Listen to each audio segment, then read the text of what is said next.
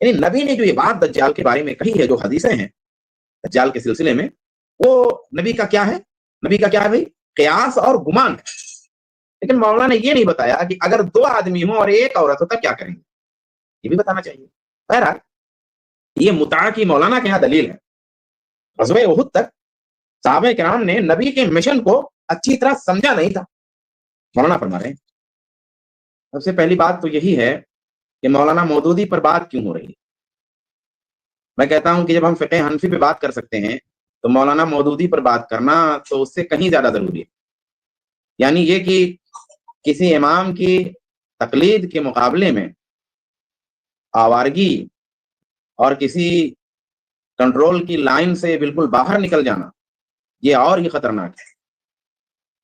جن کو لوگ کہتے ہیں کہ فروعی مسائل ہیں، ان میں اگر اختلاف ہو، ان میں اگر انحراف ہو، ان میں اگر بگاڑ ہو تو نسبتاً ایک کم ہے اس بگاڑ سے جو بنیادی چیزوں میں اجماعی اور متفق علیہ، جن چیزوں پہ امت متفق ہو، جو دین کی بنیادیں ہیں، دین کے اجماعی مسائل ہیں، جن پر امت متفق ہے، جن کی بنیاد پہ سارے مسلمان آپس میں امت ہیں، ان بنیادوں میں اگر اختلاف ہو، ان بنیادوں کو اگر چھیڑا جائے یا منہدم کیا جائے یا کمزور کیا جائے تو یہ زیادہ خطرناک ہے۔ بدقسمتی سے مولانا مودودی رحمۃ اللہ علیہ اور ان کی جماعت اسلامی کے ہاں یہ چیز زور و شور سے موجود ہے۔ جماعت اسلامی جس طرح آج ایک فتنہ ہے، اسی طرح اپنی ابتدا میں بھی فتنہ تھی اور اہل حدیثوں کا شکار کرتی تھی، اور جس طرح آج بہت سے اہل علم یا علماء کم زیادہ سپورٹ کرتے ہیں، ابتدا میں بھی صورتحال ایسی ہی موجود تھی۔ اثر کی بات کریں تو یہ بڑے بڑے علماء کے یہاں ابتدا میں تھی، کیونکہ چیزیں ظاہر نہیں ہوئی تھی۔ خود مولانا اسماعیل سلفی کا اپنا ذاتی بیان ہے کہ ابتدا میں وہ بڑے متاثر تھے اور انہوں نے لکھا ہے کہ میں دیر تک متاثر رہتا، لیکن جب انہوں نے حدیث کے بارے میں اپنا نقطہ نظر ظاہر کیا تو وہاں سے میرے کان کھڑے ہو گئے۔ جماعت اسلامی نے دیوبندی حضرات کو فریب دینے کے لیے فروعات فقہیہ میں، جن کو فروعی مسائل یہ لوگ کہتے ہیں، جیسے رفع الیدین ہے، آمین ہے، نکاح کے مسائل ہیں، طلاق کے مسائل ہیں، عمومی مسائل جو ہیں، حنفیت کا راستہ، تقلید کا راستہ اختیار کیا اور تقلید کے راستے میں حنفیت کا راستہ اختیار کیا۔ لیکن جو متفق علیہ اور اجماعی مسائل تھے ان میں مولانا مودودی رحمۃ اللہ علیہ نے اور ان کی پوری جماعت نے بے علم فقاہت تو تھی، لیکن بے علم فقاہت سے ایک انتشار برپا کر دیا اور اہل حدیثوں کو دھوکہ دینے کے لیے عدم تقلید اور کتاب و سنت کا نعرہ لگایا۔ جماعت اسلامی کا یہ کھیل اہل حدیث اداروں اور مساجد پر قبضہ ہو جائے یا افراد کو بدل ڈالا جائے بڑا پرانا رہا ہے، جو آج تک جاری و ساری ہے۔ بعض اہل حدیث مدارس کے بارے میں تو شبہ ہے کہ مستقبل قریب میں جماعت اسلامی کے جاگیر ہو سکتے ہیں۔ جماعت اسلامی کے ساتھ ایک بدقسمتی یا المیہ یہ رہا کہ مولانا مودودی کے غیر معقول اجتہادات اور جماعتی لٹریچر میں فرق نہیں رکھا گیا۔ یعنی ایسا نہیں ہوا کہ ایسی کوئی راہ نہیں اختیار کی جا سکی کہ بھئی یہ مولانا مودودی کا ذاتی نقطہ نظر ہے، جماعت کا رخ یہ ہے، جماعت کی بنیاد یہ ہے، ایسا کچھ رہا نہیں۔ کیونکہ اصل میں جماعت اسلامی مولانا مودودی کے ذہن و دماغ ہی کی اختراع تھی، یعنی مولانا مودودی نے اپنی فکر اور اپنے ذہن و دماغ سے اس کا ڈھانچہ تیار کیا۔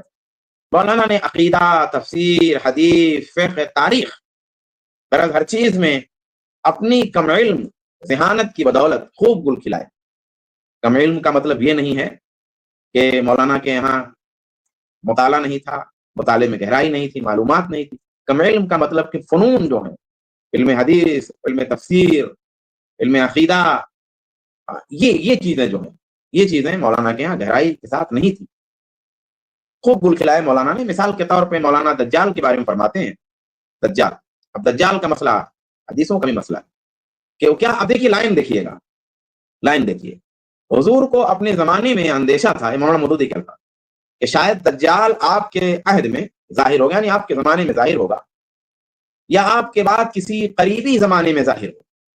لیکن کیا 1350 برس کی تاریخ، مولانا جب یہ لائن لکھی تھی اس وقت 1350 برس ہوئے تھے، 1350 برس کی تاریخ نے ثابت نہیں کر دیا کہ حضور کا یہ اندیشہ صحیح نہ تھا۔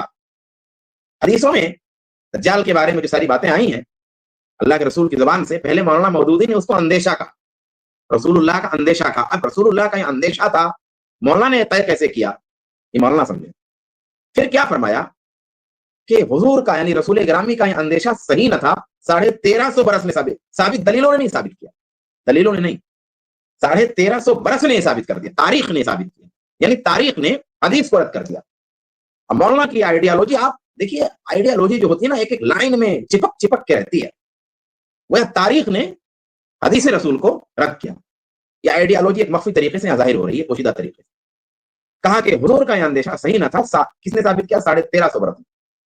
جیسا کہ میں عرض کر چکا ہوں، اب مولانا سوچ رہے ہیں کہ کچھ غلط ہو رہا ہے تو اس کو لیپ رہے ہیں۔ جیسا کہ میں عرض کر چکا ہوں کہ اس قسم کے معاملات میں نبی کے قیاس و گمان کا درست نہ نکلنا، اب یہاں رک جائیے، یعنی نبی نے جو یہ بات دجال کے بارے میں کہی ہے، جو حدیثیں ہیں دجال کے سلسلے میں، وہ نبی کا کیا ہے؟ نبی کا کیا ہے بھائی؟ قیاس اور گمان ہے۔ قیاس اور ساری باتیں نبی نے اپنے قیاس اور گمان سے کہی ہیں، وہی الہی کی روشنی میں نہیں کی ہیں۔ اب یہ فرق مولانا مودودی نے کیسے قائم کیا، مولانا سمجھیں۔ پھر صفائی کے طور پہ کہتے ہیں کہ آپ کے قیاس و گمان کا درست نہ نکلنا ہرگز منصب نبوت پر تان کا موجب نہیں ہے۔ اب یہاں میں تبصرہ کروں گا ایک ایک چیز پہ، تو بات جو ہے بڑی لمبی ہو جائے گی، میں بڑھ رہا ہوں آگے۔ ہماری اسٹریم انشاءاللہ یہ مولانا رحمۃ اللہ علیہ کے نام سے چلتی رہے گی، اور میں گزارش کروں گا کہ کئی ہفتوں چلے، تبھی جا کر کے چیزیں بہت واضح طریقے سے آئیں گی۔ ایک بات تو یہ ہو گئی۔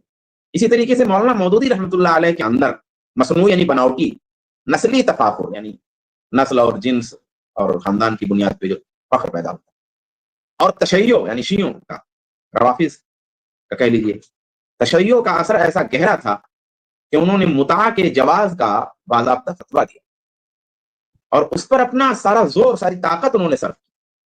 اس کے لیے انہوں نے دلیل یہ دی کہ متاع اضطراری صورتحال کے لیے، یعنی پریشان کن صورتحال و مجبوری کی طب ہے، اور مجبوری کی صورتحال کی انہوں نے مثال پیش فرمائی وہ یہ کہ جیسے سمندر میں کوئی جہاز ٹوٹ جائے اور ایک تختہ پر 2 مرد عورت ہوں، وہ بچ جائیں، سارے لوگ ڈوب گئے، ختم ہو گئے۔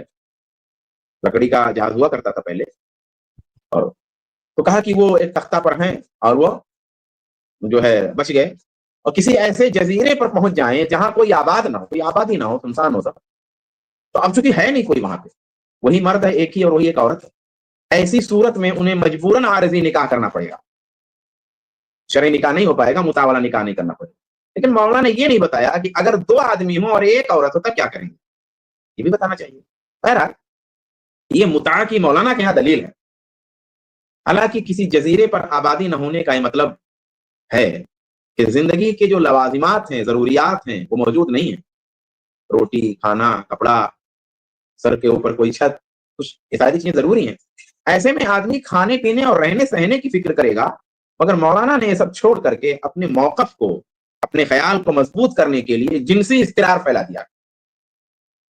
ایک طرف تو مفروضوں کے لیے مولانا کی محنت ہے، یعنی جو چیزیں وجود نہیں رکھتی ہیں اور جو چیزیں امت میں قابل قبول نہیں ہیں، متاع امت کے ہاں جائز نہیں ہے، اہل سنت کے ہاں موجود نہیں ہے اس کا تصور بنیادی طور پر، اس چیز کو مولانا نے جب جائز کیا تو اس کے لیے اتنی محنت کی۔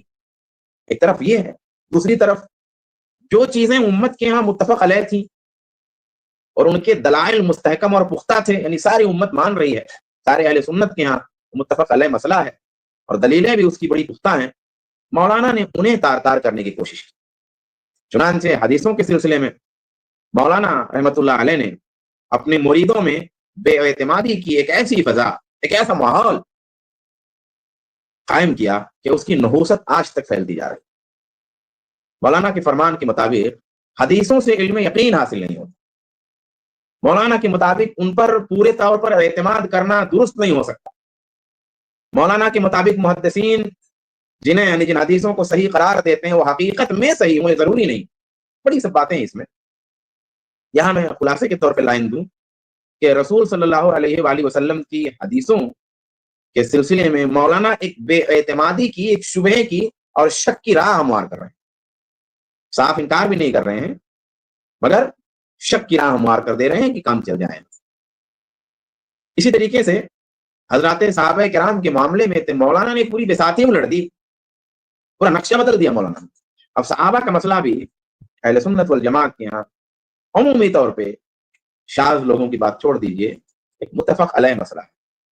صحابہ کرام رضوان اللہ علیہم اجمعین کے بارے میں مولانا مودودی رحمۃ اللہ علیہ کہ یہاں جو ایک قسم کا عناد پیدا ہو گیا تھا، ایک قسم کی جو کراہیت سی پیدا ہو گئی تھی، وہ ظاہر تو ہوا عثمان غنی رضی اللہ عنہ، امیر معاویہ رضی اللہ عنہ، مغیرہ بن شعبہ رضی اللہ عنہ مجمعین وغیرہ کے بارے میں، لیکن بغض صحابہ جیسی جو چیز مولانا کے اندر موجود تھی، مولانا کے ذہن و دماغ میں جو تیزی و تلخی اور جسارت بیجا کا جو سافٹ ویئر مولانا کے ذہن و دماغ میں سیٹ ہو گیا تھا، وہ جگہ جگہ لفظوں کی شدت، سختی اور تعبیر کی حدت اور تیزی میں پسینہ کی صورت نظر آ ہی جاتا۔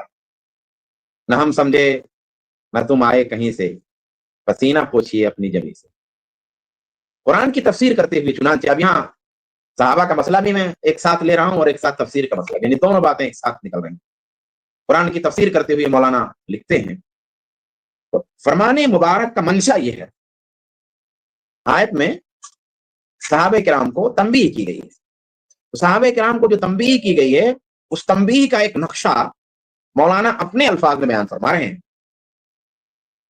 قرآن، دیکھیے ایک عام آدمی قرآن کی تفسیر کے نام پہ جب کوئی چیز پڑھتا ہے تو ایٹومیٹک اس کے اندر ایک تقدس کا ماحول پیدا ہو جاتا ہے۔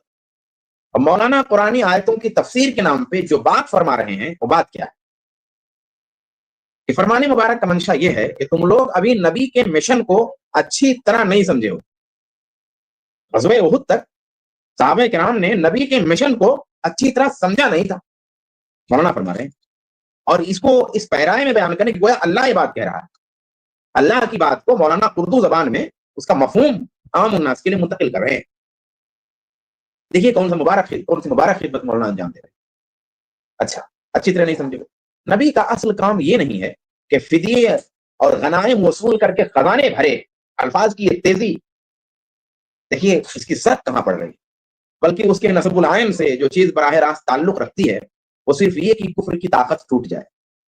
مگر تم لوگوں پر بار بار دنیا کا لالچ غالب ہو جاتا ہے، دنیا کی لالچ غالب ہو جا رہی ہے بار بار۔ اس کے صحابہ پہلے دشمن کی اصلی طاقت کے بجائے قافلے پر حملہ کرنا بدر میں، پھر دشمن کا سر کچلنے کے بجائے غنیمت لوٹنے، الفاظ دیکھیے، غنیمت لوٹنے اور قیدی پکڑنے میں لگ گئے، پھر غنیمت پر جھگڑنے لگ گئے۔ یہ تصویر کشی مولانا صحابہ کے بارے میں کر رہے ہیں، اور کس نام پہ کر رہے ہیں بھائی؟ تفسیر قرآن کے نام پہ کر رہے ہیں، اور اللہ تبارک و تعالیٰ کے فرمان کا منشا بتا رہے ہیں۔ مولانا علیہ الرحمہ اردو کے جادوئی اسلوب میں کیا کچھ چھپا رہے ہیں ہر کوئی آسانی سے اندازہ بھی نہیں لگا سکتا۔ یہ لوگ جو کہتے ہیں نا ہم اتنی بصیرت رکھتے ہیں سمجھنے کی، کیا حرج ہے پڑھنے میں، سمجھ بھی نہیں سکتے، اندازہ بھی نہیں لگا سکتے، سمجھنا تو دور کی بات۔ کیا واقعی قرآن میں صحابہ پر اسی طرح کی تنبیہ کی گئی ہے؟ اللہ نے صحابہ کرام کی تنبیہ قرآن میں کی ہے، اپنے رسول کو بھی تنبیہ کی ہے، کیونکہ اللہ کے مقابلے میں کسی کی کوئی حیثیت نہیں اللہ کے مقابلے، لیکن کیا وہ تنبیہ ایسے ہی ہے جیسے مولانا نے بیان کیا ہے؟ اللہ نے کیا ارشاد فرمایا؟ اذ ہمت طائفتان منکم ان تفشلا، کہ جب تمہیں میں سے دو گروہوں نے کمزوری دکھانے کا پختہ ارادہ کر لیا، واللہ ولیہما، اور اللہ ان دونوں کو سنبھالنے والا ہے، ان کا دونوں کا کارساز ہے، وعلی اللہ فلیتوکل المؤمنون، اور اللہ ہی پر مومن بھروسہ کرتے ہیں۔ واللہ ولیہما کہہ کر کتنا محبت آمیز خطاب ہے، کیسی محبت سے ملی جلی تنبیہ ہے۔ اس تنبیہ میں اور مولانا مودودی رحمۃ اللہ علیہ کی تنبیہ میں زمین و آسمان کا فرق ہے۔ مولانا مودودی کی تنبیہ میں ایک طرح کا بغض، ایک طرح کا عناد، ایک طرح کی کراہیت، ایک طرح کی نفرت، صحابہ کی امیج ایک طرح کی دنیا دار کی، غنیمت لوٹنے والوں کی، نبی کے مشن کو نہ سمجھنے والوں کی بن رہی ہے، اور اللہ کے فرمان میں صحابہ کی امیج جو بن رہی وہ یہ کہ ان سے غلطی ہو رہی تھی، مگر اللہ کا پیار اور اس کی محبت اور اس کی عنایت اور اس کی شفقت صحابہ کے ساتھ۔ غزوہ احد کے موقع پر تین اندازوں سے جو غلطی ہوئی تھی قرآن نے اس کا ذکر کیا، ان کی غلطی کا بھی ذکر کیا، مگر غلطی کا ذکر کر کے یہ بھی کہہ دیا وَلَقَدْ عَفَا وَاللَّهُ ذُو فَضْلٍ عَلَى الْمُؤْمِنِينَ، کہ اللہ نے تم سے معاف کر دیا۔ تصور کیجئے، تنبیہ کر کے صحابہ کو، ڈانٹ کر کے صحابہ کو اللہ نے فوراً دلاسا دیا، اور دلجوئی کی جا رہی ہے کہ شمع رسالت کے پروانے کہیں ندامت اور شرمندگی کی آگ میں خاک ہو کے نہ رہ جائے۔ یہ اللہ کا پیار ہے صحابہ۔ تو یہی چال مولانا علیہ الرحمٰن نے طلقاء اور غیر طلقاء کی تفریق قائم کر کے کیا کہ بھائی، اور کہا کہ ان کے اندر کم درجے کا اخلاص تھا، ان کا تزکیہ نہیں ہوا تھا، نبی کی طویل یعنی لمبی صحبت نہیں ملی تھی، ان کے اندر جاہلی اثرات، یعنی زمانے جاہلیت کے اثرات باقی رہ گئے تھے۔ آپ سبھی لوگ سے گزارش ہے چینل کو سبسکرائب کر لے۔ i+TV کا آفیشیل لنک ڈسکرپشن میں ڈال دیا گیا ہے۔ جزاکم اللہ خیر۔ شیخ صابان بیدار حفظہ اللہ i+ کی پوری ٹیم کو اس طرح کی انفارمیشن، اس طرح کی معلومات شیئر کرنے کے لیے جزاک اللہ خیر۔